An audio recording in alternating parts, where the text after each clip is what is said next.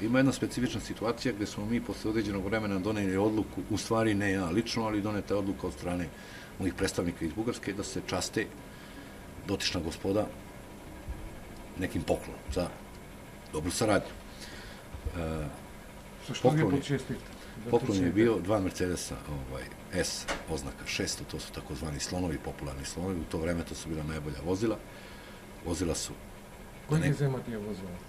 Vozila su doterana jedan dan Branku Crvenkovskom, jedan dan Ljubomiru Frčkovskom.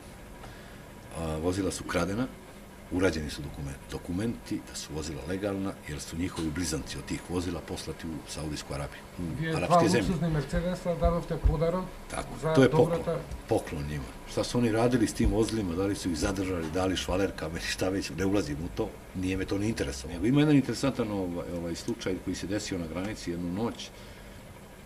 Prvo, naš prvi jedan kiks, ne naš, nego moguće njihov. Oni su me pozvali i rekli, gospodine, večeras vaše gorivo ne može proći. Ima razlog. Pa zvao me Frčkovski. Mi smo... Bili večer vakom koji otmevati? Ja sam tu malo bio besan, zvao sam Dragana Stošića, pitam Dragana Stošića, Dragane, zašto naše gorivo ne može da pređe večeras? Mene ljudi u Srbiji čekaju na dan kad treba da dođe gorivo. Ako gorivo jednog dana kasni, ljudi će podsumnjati i neće sarađivati. Jer mi sve radimo na obraz. Ja vama gorivo, vi meni pare. Ja gorivo u Bugarskoj tovarim preko mojih ljudi, preko ljudi Pavlova i ekipe, na obraz, dovozim ga u Makedoniju, na obraz Dragana Stošića, Ljubomira Frčkovskog i Branka Crvenkovskog, izvozim ga iz Makedonije na obraz i predajem Bugarima. Ja sam bio tada mlad, 21 godinu, ja nisam mogao ničim da garantuju, nisam imao ništa drugo. Imao sam jedinu garanciju, ono što mi kažu bugarska strana, ono što mi kažu makedonska strana i ono što preuzme srpska strana. Dragan mi je rekao, ništa se ne sikira i sutra će naše gorivo proći, večeras prolaze cigare.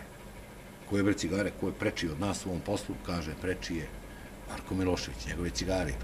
Da li su to cigare bile Marka Miloševića ili su bile pere nekog, nebitno. Ja nisam mogao to da potvrdim, nisam vidio papir, ali pretpostavljam da jeste. A znate li u Makedoniji tije godine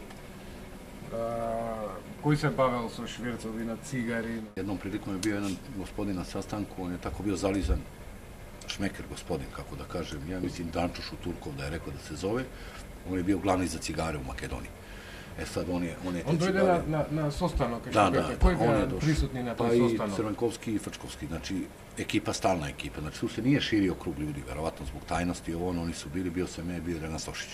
Mi s cigarama stvarno nismo imali kontakt nikakav, ali verovatno taj gospodin iz Bugarske, koga su naši ljudi poslali, verovatno iz poverenja nama, on je s njima obavljao razgovor, ja nisam slušao razgovor, uglavnom znam da su cigare bili u pitanju. Gospodin Šuturkov zboril sa predstavnik od Bugarija zadužen za cigare. U vezi cigara. I tad je nama rečeno, javit ćemo kad se ponovo desi takva situacija, vi sačekajte cisternama da prođu oni. Razumete?